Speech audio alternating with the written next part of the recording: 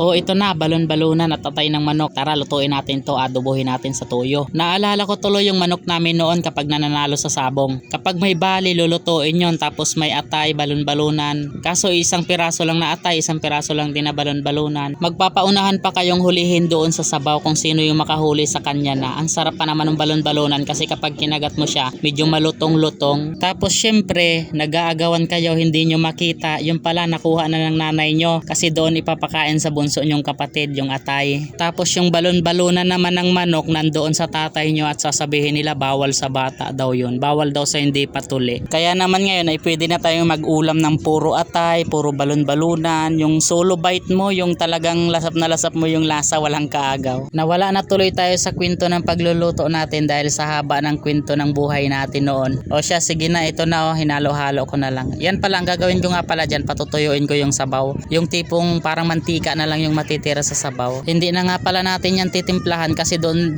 pa lang sa pagmamarinate ko kanina, itemplado na yan. Nilagyan ko na yan ng tuyo, suka, paminta, bitchin. Lahat na nandun inilagay ko na. Bali yung dahon ng laurel na lang yung huli kong nilagay. At dito nga, ipinatay ko na yung apoy kasi nga luto na siya at medyo natutuyuan na rin siya ng sabaw. Kita nyo naman yung mga sibuyas at bawang dumidikit na doon sa ating mga atay. Tara, tikman natin. Pero bago yun, pakishare naman ang ating video mga idol. Pakipollow na rin ang ating Facebook account. Salamat!